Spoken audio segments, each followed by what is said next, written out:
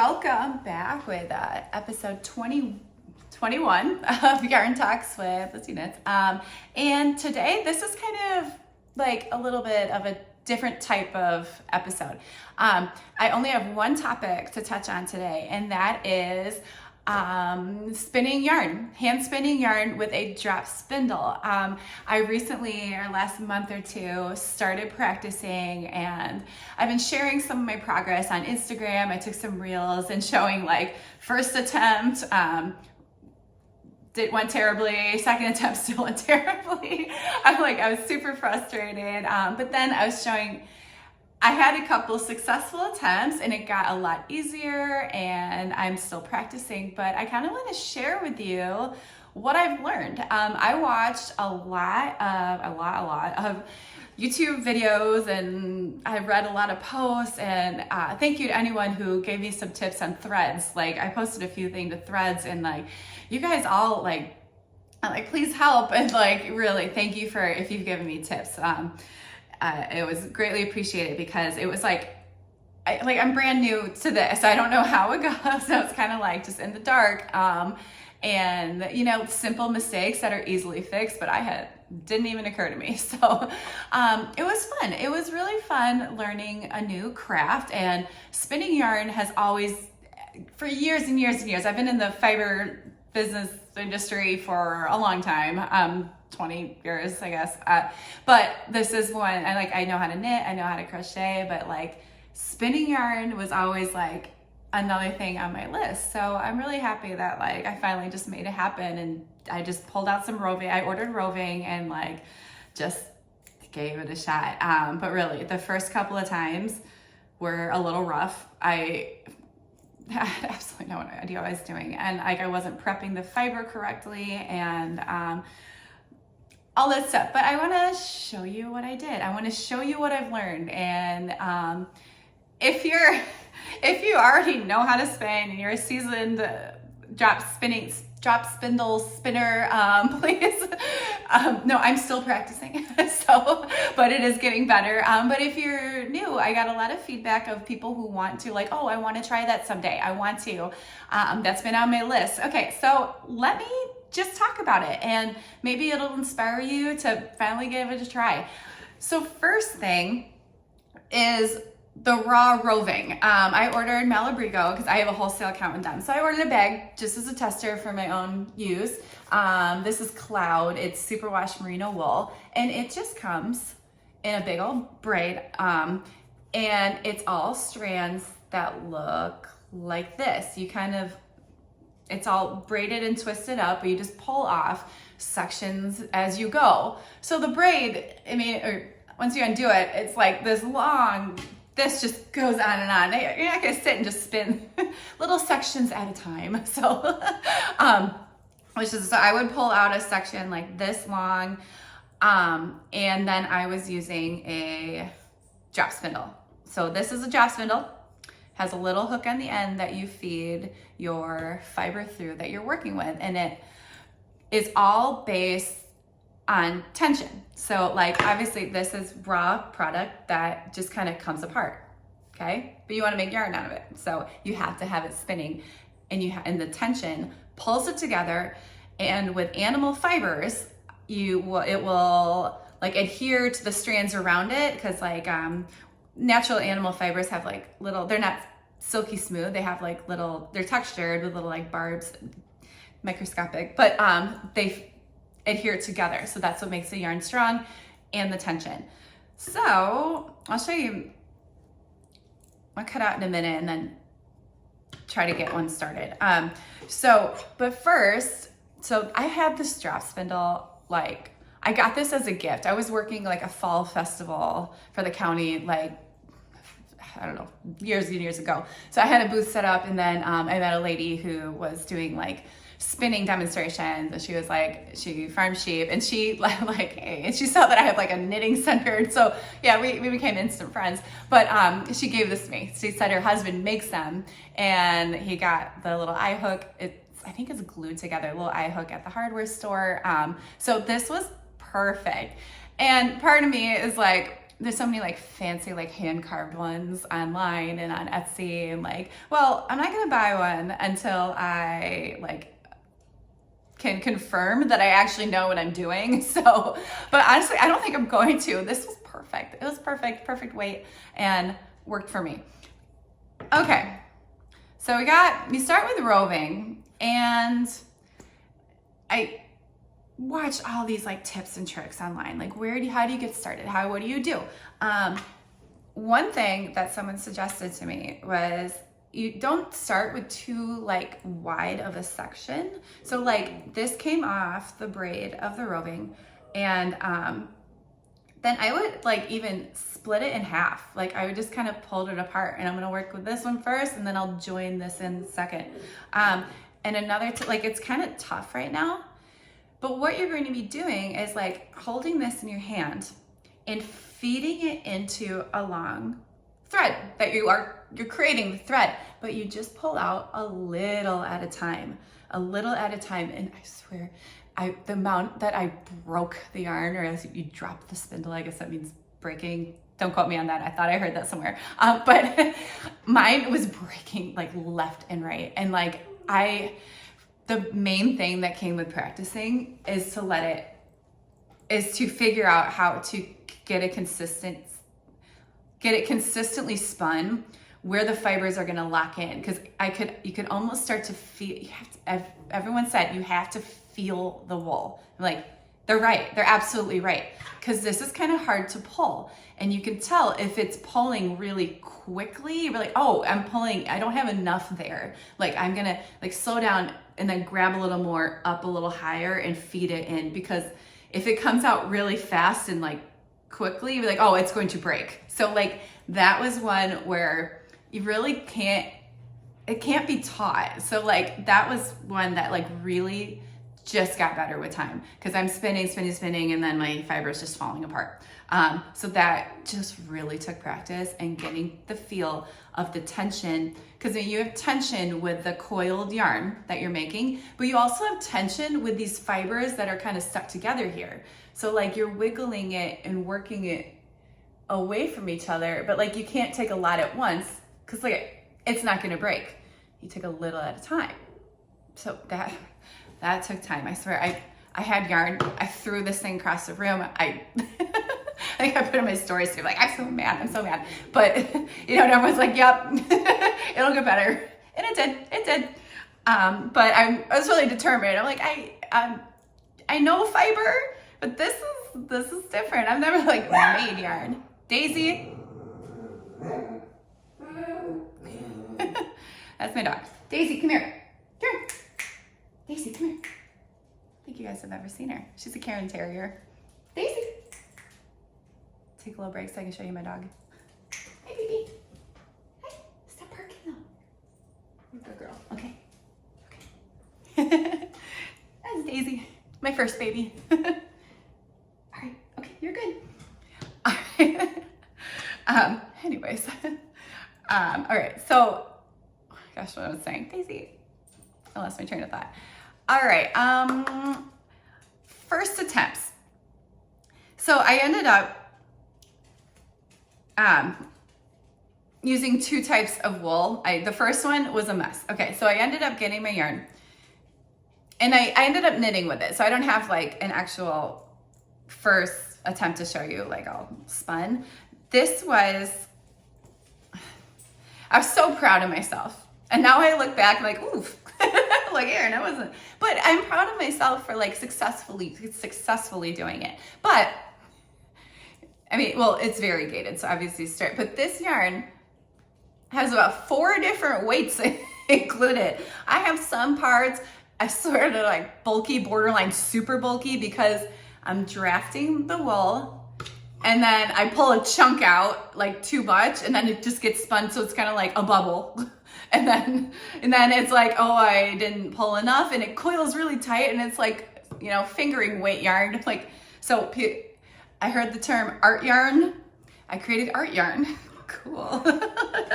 It's cool. It's cool, but like, I don't, and also I was knitting with it. I'm like, this yarn is so dense, and it's so, it's like, it's not squishy because it's so like, it's coiled, spun so tightly. And then like, if I let it off, I was pulling it off, I made a little ball of it and it would like coil really fast. Like, I don't think that's supposed to happen. So I was spinning the spindle way too much.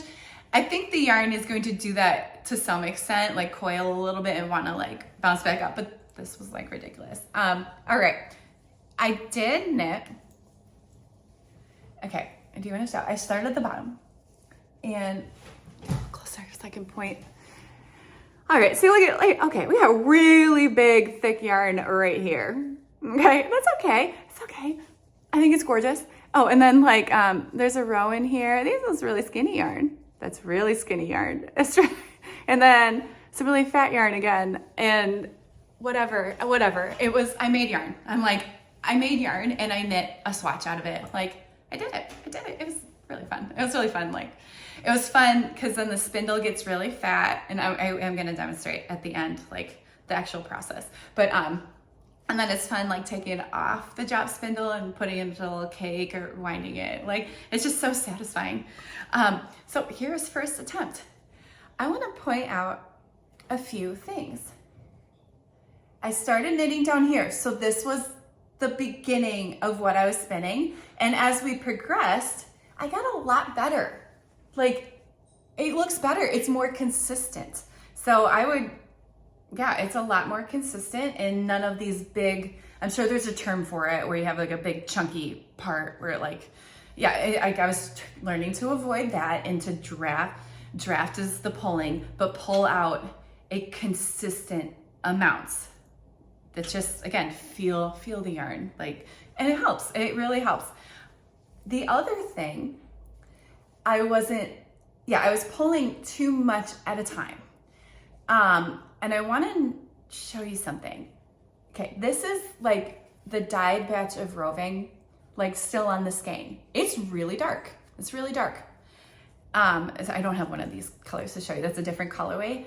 And you know, I have really dark patches near the beginning here, but as I was spinning more, do you see how it is not? It's almost more pastel. That's because I was drafting less. So the color kind of like calmed down a little bit because it was getting dispersed more. It wasn't so concentrated. So that was a plus too. Like, I think really this is more of the hue that the yarn is supposed to look like instead of these really big pieces where I was pulling inconsistently. So this is actually kind of fun to see the change. And it's laying flatter on the top. Like down here, this wants to curl because I probably used needles that are way too small for this chunky yarn that I was knitting. But my edges, it just got better. It's not as wide. You know, maybe I'll frame this. Like my first attempt. I don't know what to do with this. But anyways, it was a really fun little thing. First attempt to yarn. Now, let me show you my second attempt. And there only was two because it took forever. Okay, here is the real one. So I finished that, and then I waited like 2 weeks, and then it was spring break, and we were just home. We didn't go anywhere. We didn't have vacation plans. Like, we did a lot of crafts and hang out with the kids. So I was spinning all spring break. This is this colorway. Look how much more pastel it is versus when it just comes in the braid, or I'm sure there's a different word for this, skein, hank, I'm calling them braids of roving.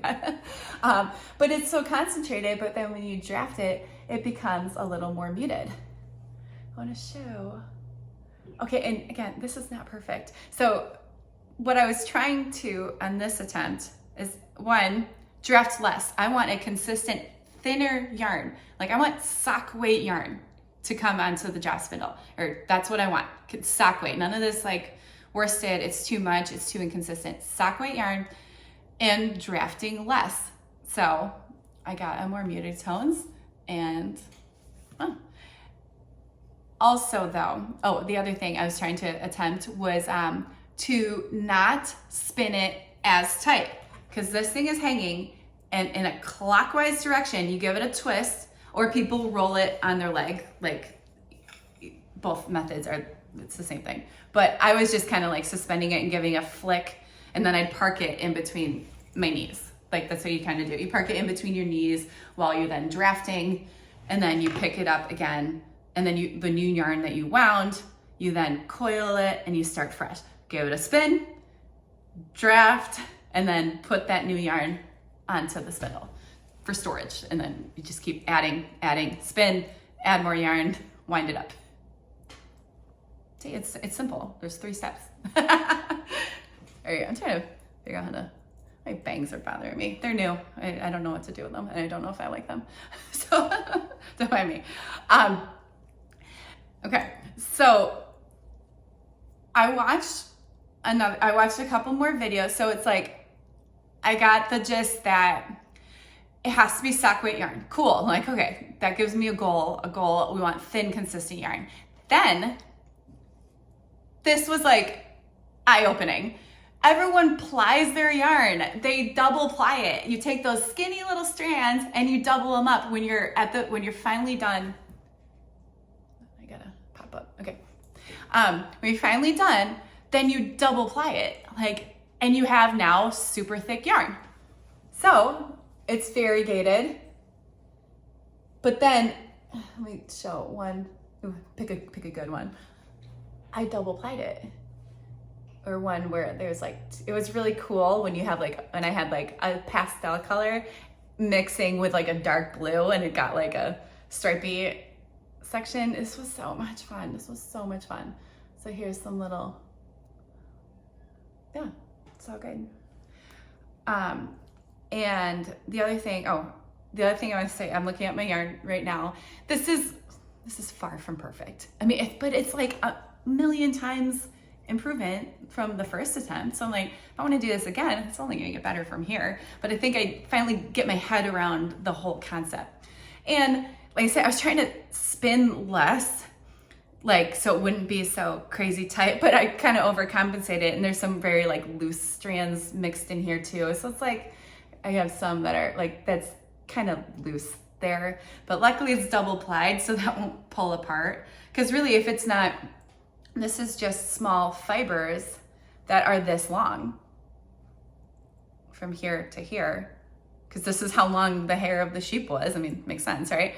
And you're literally just putting pieces of wool together that are this long to make one long thread.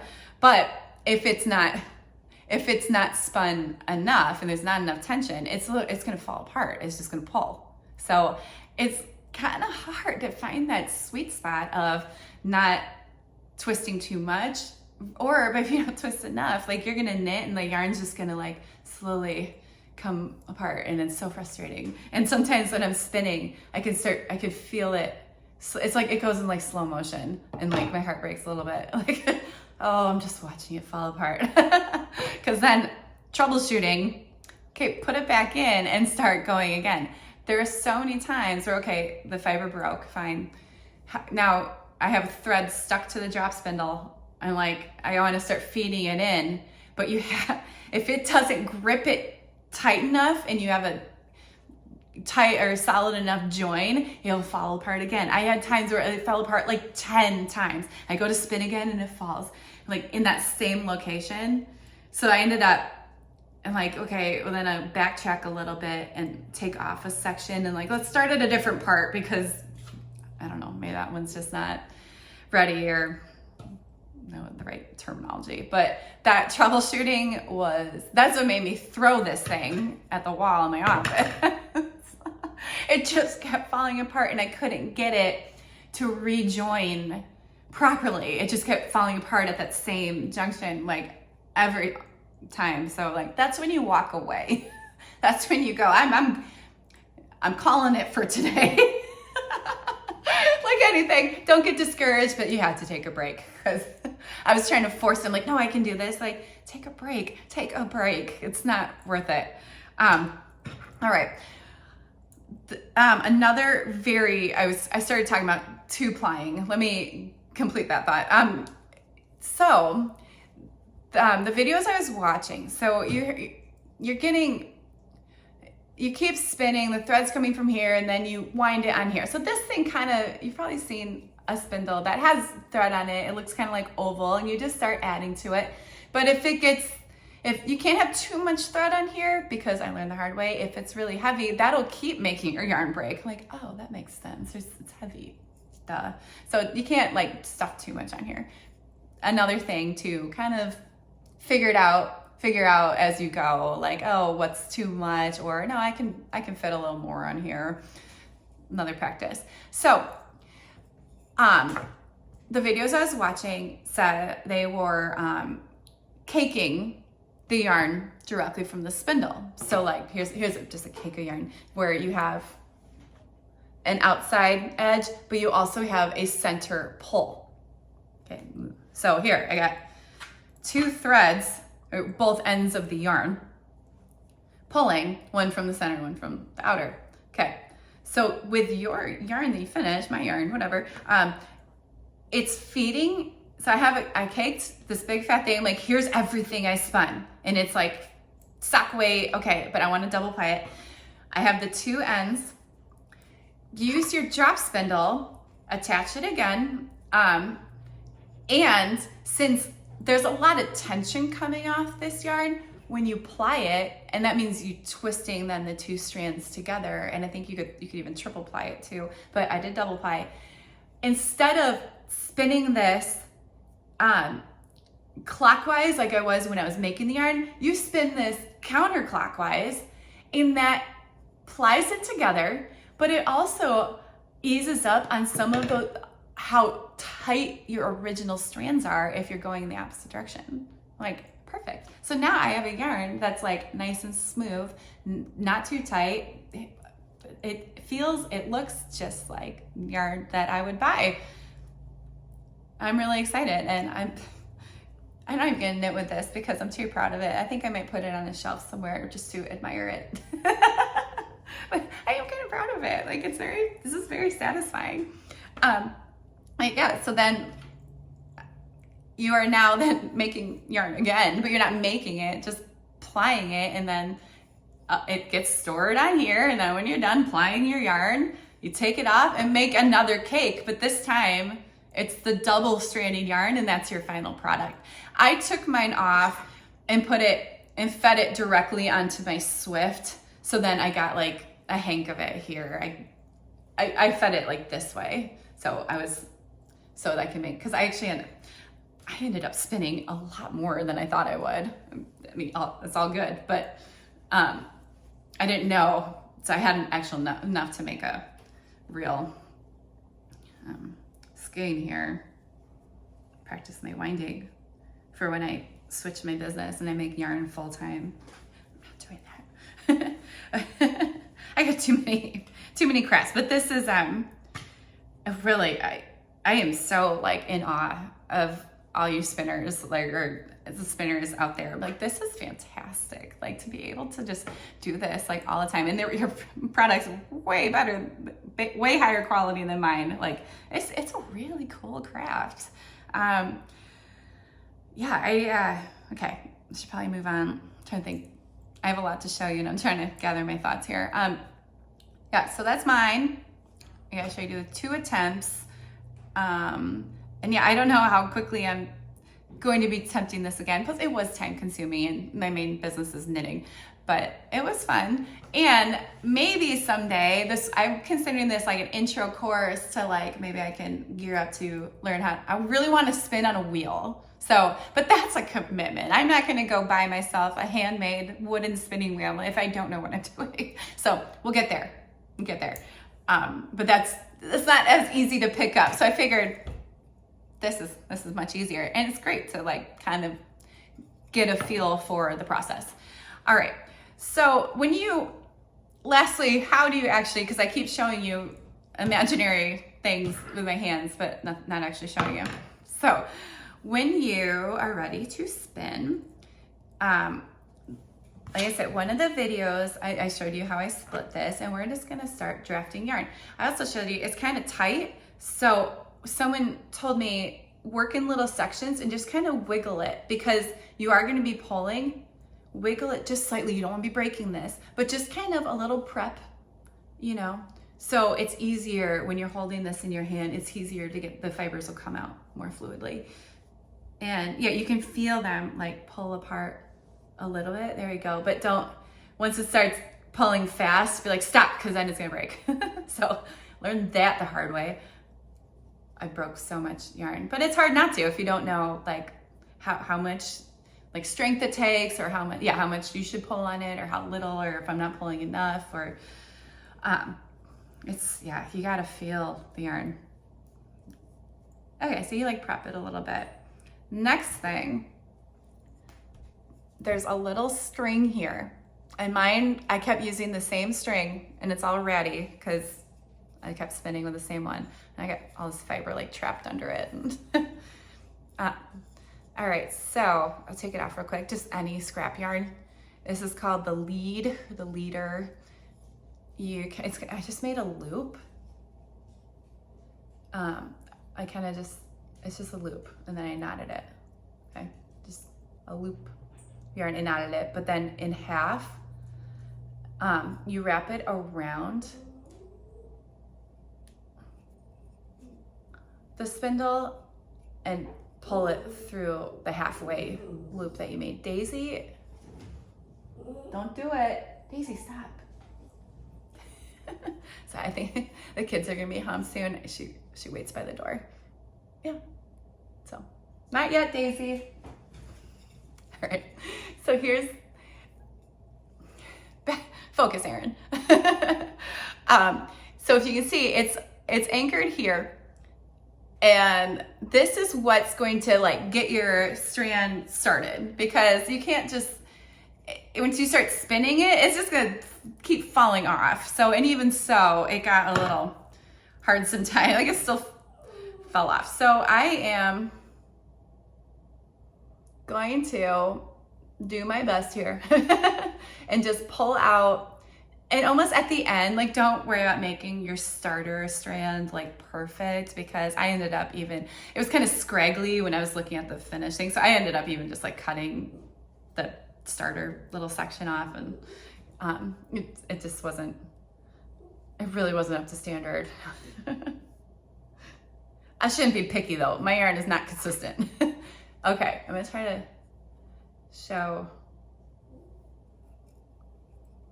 Please don't judge me if you're like, oh God, Erin, this is not right at all. Like, like you need so much more practice. Like, I agree with you.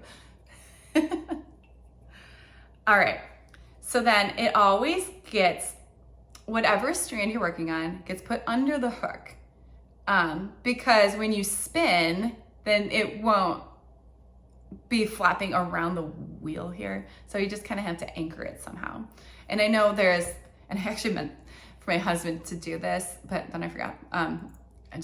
But like you could put a little notch in here, so that would like the yarn, when you're holding it up, it would kind of just like keep it in place. And I should still do that, because sometimes it just like slides around while I'm trying to get it under the hook. All right, so then there's the loop here. Just feed some fiber through.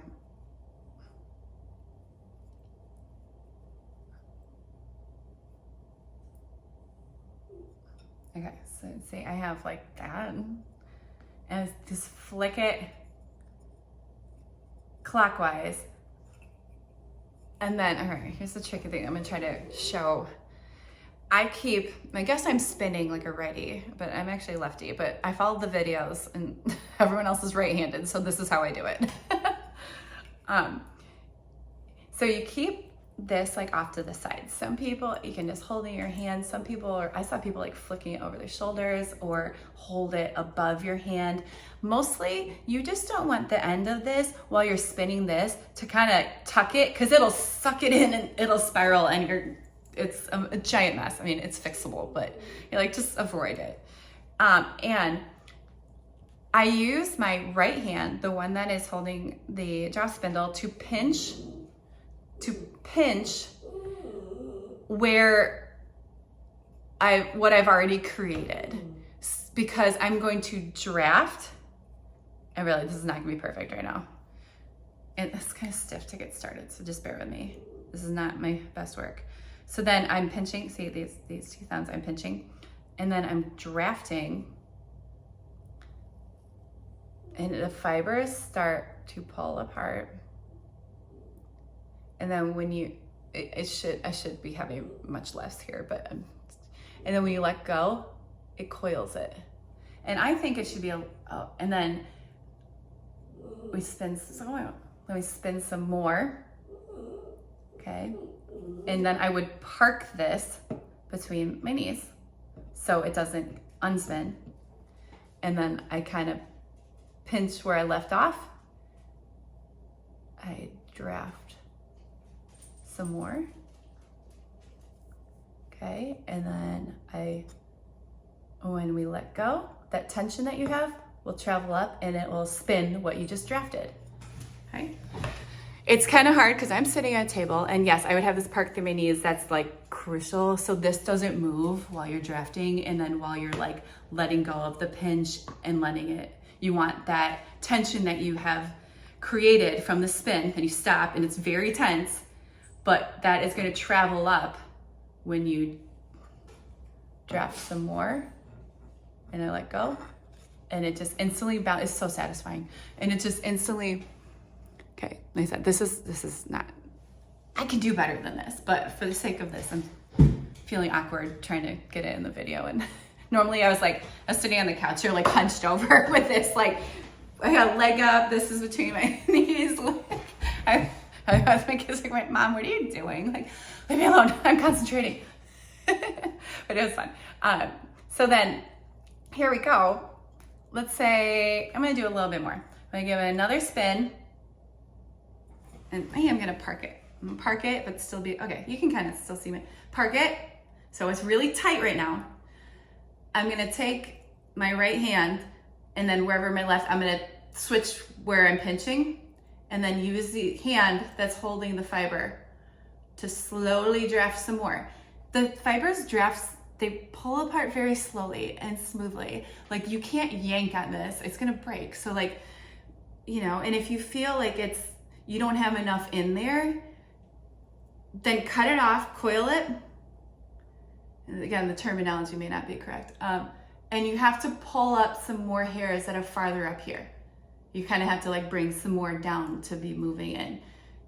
It takes practice of how little to draft and how you don't want to do too much. So that's the trick. It takes practice. And it's not like, oh, I didn't watch enough videos, I need to watch more videos. You have to do it with your hands. Like it'll click. It clicked like turning on a light switch. Like I get it. I finally get it.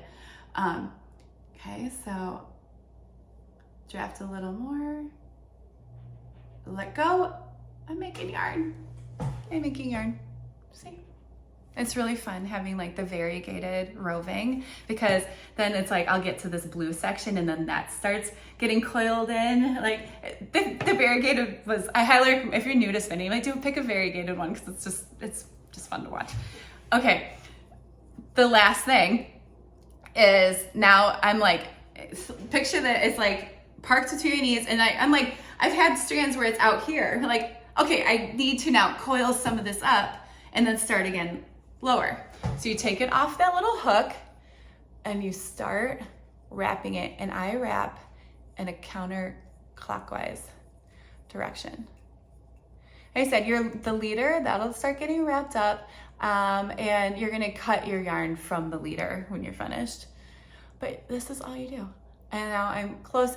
You don't wanna get it like so close here and then hook it and start some more. You wanna have like an inch or two, like, okay, that's fine, like this length. Now I'm going to twist, park it, and just keep going.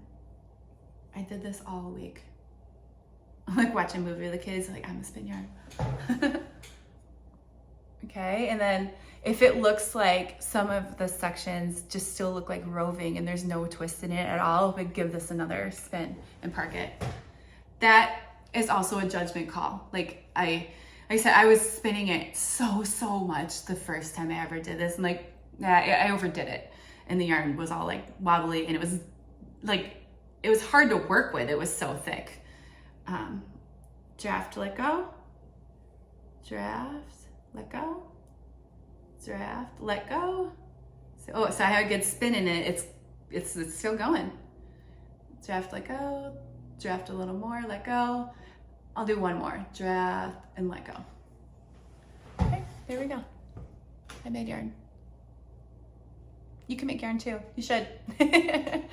All right. Well, I think I covered everything. This is kind of ended up being a little more lengthy, but I just wanted to share my experience with it. And like I said, if you've been doing this for years and you're watching me and be like, I apologize if I had the wrong terminology or something. I'm new here. I'm new.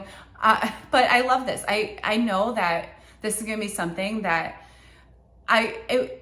I'll just pick up from time to time. Be like, you know what? I haven't spun in a while. I feel like spinning. And I hope to get good enough and make like a consistent yarn where like I could make myself a pair of socks or something. Like, I think too, double plying was kind of a game changer, especially since I'm still practicing, because there are weak spots in my single strands. There were a lot of weak spots.